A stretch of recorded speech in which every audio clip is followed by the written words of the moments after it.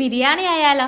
ബിരിയാണി എന്ന് പറഞ്ഞാൽ വലിയ ബിരിയാണിയൊന്നും അല്ല കേട്ടോ, സാധാ ഒരു എഗ് ബിരിയാണി. എൻ്റെ മമ്മി ഉണ്ടാക്കുന്ന എഗ് ബിരിയാണി എനിക്ക് ഭയങ്കര ഇഷ്ടമാണ്. അതുകൊണ്ട് ഫോൺ വിളിച്ച് ഒരു തട്ടിക്കുട്ടി ബിരിയാണി ഉണ്ടാക്കാനാണ് ഇന്നത്തെ പ്ലാൻ.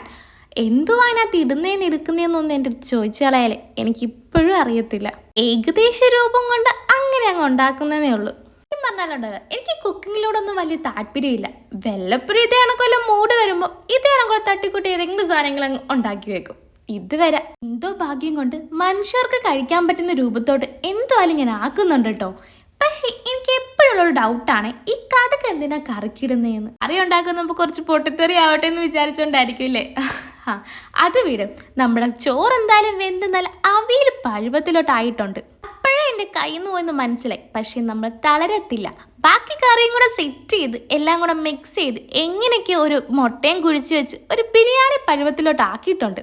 അത് കഴിഞ്ഞൊരു ഫ്രണ്ട്സിനെ കൊടുത്തട്ടോ. ഞാൻ ആദ്യം പറഞ്ഞ പോലെ എന്തോ ഭാഗ്യം കൊണ്ട് ഉണ്ടാക്കി വരുമ്പോൾ കഴിക്കാൻ പറ്റുന്ന രൂപത്തിലോട്ട് ഞാൻ ആക്കുമെന്ന് പറഞ്ഞില്ലേ, അതുകൊണ്ട് എങ്ങനെയൊക്കെയോ അവർ കഴിച്ച്. പിന്നെ അതാ വീഡിയോയിലായതുകൊണ്ടാ ഇത്രയും എക്സ്പ്രഷൻ ഇട്ട് മരിക്കുന്ന. ഇതിനു വേണ്ടി ഒന്നും ഇല്ലായിരുന്നു കേട്ടോ.